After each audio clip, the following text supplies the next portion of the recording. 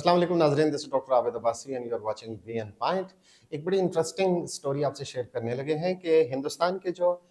वज़ीर दाखिला हैं अमित शाह, उनका बड़ा एक सख्त बयान सामने आया है। बड़ी जहरीली गुफ्तगू उन्होंने की है और जो हम ये बात जानते हैं कि हिंदुस्तान की जो वॉर ऑब्सेशन है, वॉर मॉन्गरिंग है, यानी जंग को वो पॉलिटिकल फेम के लिए, अपने लोगों को मुतासर करने के लिए जंग को एक हथियार के तौर पर यूज़ कर रहे हैं। कितनी बदनसीबी की बात है कि खित्ते का इतना बड़ा मुल्क जो तकरीबन 1 अरब 30 करोड़ की आबादी पर मुश्तमिल है, जहाँ बहुत बड़ी तादाद में करोड़ों में मुसलमान रहते हैं और दिगर जो माइनॉरिटीज़ हैं, रिलीजियस और एथनिक ग्रुप्स हैं, वो रहते हैं। वहाँ का वज़ीर दाखिला जो है, वो इस तरह की जहरीली ज़ुबान इस्तेमाल करता है और जंग को ग्लोरीफाई करता है और इस कदर जहरीले बयान देता है और लोगों को, अपनी अवाम को जो बेवकूफ़ बनाने की और उनको पॉलिटिकली अपने लिए मोटिवेट करने की कोशिश करता है कि हिंदुस्तान ने जो पाकिस्तान के ऊपर फ़ौजी हमले किए, उनको वो गैल्वेनाइज़्ड करके अपने लोगों को मुतासिर करना चाहते हैं। हम देखते हैं कि लेकिन वो ये नहीं बताते, एक बहुत बड़े-बड़े दावे जो है और बड़े ज़हरीले और सख्त बयान अमित शाह देता है। यकीनन अमित शाह वो कोई मोदी सरकार को सिर्फ खुश करने के लिए नहीं है। हिंदुस्तान के अंदर से माहिरीन ये बात समझते हैं कि वो अपनी जगह बनाना चाहते हैं, वो अपने आप को मकबूल करने के लिए इस तरह का ज़हरीला प्रोपेगेंडा करते हैं और आरएसएस की जो इंतहा पसंदाना सोच है, जिसके ऊपर बेस करती है मोदी गवर्नमेंट की आइडियोलॉजी, उसमें वो अपनी फिटिंग बनाना चाह रहे हैं, वो अपनी जगह बनाना चाह रहे हैं, अपने आप को एक पॉपुलर लीडर के तौर पे वो लोगों को मुतासिर करके उभारना चाहते हैं। इसलिए वो जंग की हमायत में और खित्ते को जो है वो जंग में झोंकने और 1 अरब 50-60 करोड़ की आबादी को जो है वो उनकी ज़िंदगियों को ख़तरात पैदा करने वाली बात करते हैं। हमने देखा कि उड़ी के बाद जो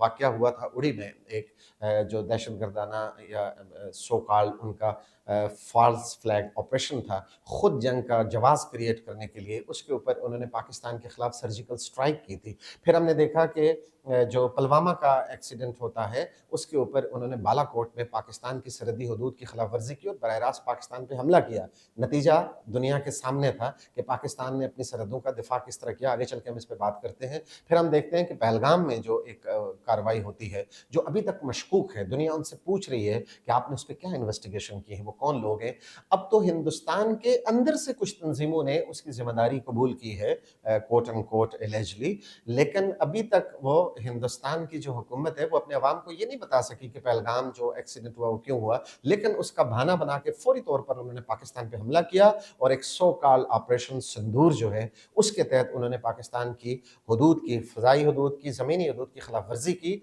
लेकिन पाकिस्तान की बहादुर अफवाज ने, पाकिस्तान की एयरफोर्स ने जिस तरह अपने मुल्क का दिफा किया, उसने पूरी दुनिया में पाकिस्तान एयरफोर्स की, पाकिस्तान आर्म फोर्सेस की, पाकिस्तान की मिलिट्री जो सुप्रीमेसी है, उसको दुनिया ने तस्लीम किया और 6 जहाज़ जो हैं वो हिंदुस्तान के गिराए। उससे पहले हमने देखा कि जब उन्होंने बालाकोट के ऊपर एक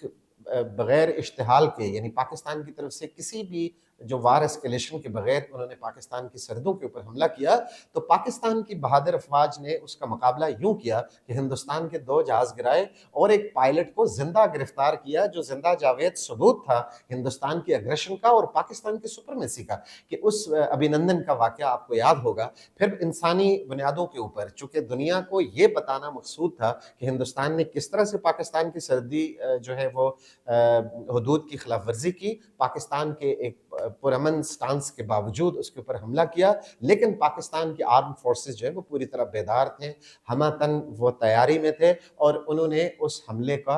पूरी तरह जवाब दिया और अपनी सरहदों का दिफा किया। उनमें 2 जहाज़ उस हमले में उन्होंने, जो इंडिया की तरफ से हमला करने आए थे, उनको पाकिस्तान ने गिराया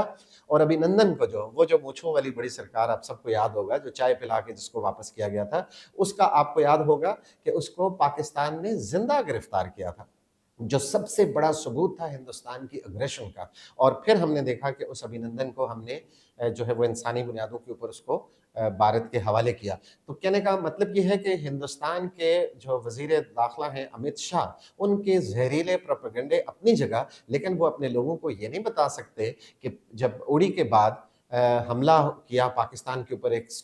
जो है वो एक सर्जिकल स्ट्राइक के नाम से एक हमला उन्होंने किया, तो उसका नतीजा क्या निकला। फिर वो ये अपने लोगों को नहीं बताते कि जब बालाकोट के ऊपर جو پلوامہ کے بعد پلوامہ ایکسیڈنٹ جو ہندوستان کا خود اپنا فالس فلیگ آپریشن تھا، اس کا بہانہ بنا کر پاکستان پر جب حملہ کیا گیا تو کس طرح سے پاکستان کی بہادر افواج نے ان کے 2 طیارے گرائے اور ان کے جو پائلٹ تھا اس کو بھی زندہ گرفتار کیا۔ وہ پھر آپریشن سندور کا نتیجہ نہیں بتاتے کہ جب ان کے 6 جہاز پاکستان کی ایئر فورس نے گرائے، جو پوری دنیا میں جس کا شورا ہوا، پوری دنیا ایک طرف متوجہ ہوئی پاکستان کی ایئر فورس سپرمیسی کی طرف، پاکستان کی ملٹری جو اسٹریٹجک پوزیشن ہے، پاکستان کی جو منیمم ڈیٹرنس کی پالیسی ہے کہ وہ اپنی سرحدوں کا دفاع کرنے کی صلاحیت رکھتے ہیں۔ ہم کسی کے خلاف اگریشن کا ڈیزائن نہیں رکھتے، لیکن ہماری سرحدوں کے اوپر جو حملہ ہو اس کو ہم ڈیفینڈ کرنے کا پورا حق بھی رکھتے ہیں اور پوری صلاحیت بھی رکھتے ہیں، اور یہ سپرمیسی پوری دنیا میں تسلیم ہوئی۔ ریسنٹلی کل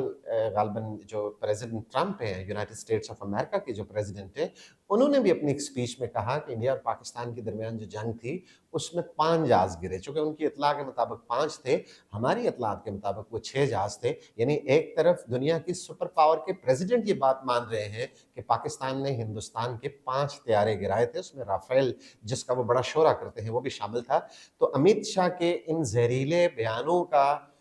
پتہ نہیں ہندوستان کے عوام پر کیا اثر ہوتا ہے، لیکن حقائق یہ ہے کہ وہ اپنے عوام سے یہ بات چھپاتے ہیں کہ کس طرح سے جب انہوں نے پاکستان کے خلاف اگریشن کی، جارحیت کی، ایک خود مختار انڈیپینڈنٹ ملک کو جو ہے اس پر حملہ کیا، تو اس میں جواب میں ان کو کس قدر شدت سے منہ کی کھانی پڑی۔ تو میں یہ سمجھتا ہوں کہ یہ تمام جو بیانات ہیں، جو زہریلا پروپیگنڈا ہے، یہ صرف ہندوستان یا پاکستان کے حوالے سے نہیں، یہ پورے ساؤتھ ایشیا کو ڈی اسٹیبلائز کرنے کی سازش ہے۔ تو ہندوستان کے اندر سے جو سین وائسز ہیں ان کو انیشیٹو لینا چاہیے اور ان بیانات کے اوپر سخت ری ایکشن دینا چاہیے۔ دوسری طرف پاکستان کے عوام کو یہ بات سمجھنی چاہیے کہ ہندوستان کس طرح سے ہمارے خلاف دشمنانہ عزائم رکھتا ہے، ہمیں متحد ہو کے ان کی جو ایک جو نہ صرف زمینی سرجیکل جو ان کی وارز جو فیئر کی سٹرائکس ہیں اس کو، بلکہ میڈیا کی اور سوشل میڈیا کی جو ڈیجیٹل وار وہ ہمارے خلاف چلا رہے ہیں، اس میں ہمیں متحد ہو کے اس کا مقابلہ کرنا ہے۔ Thank you very much.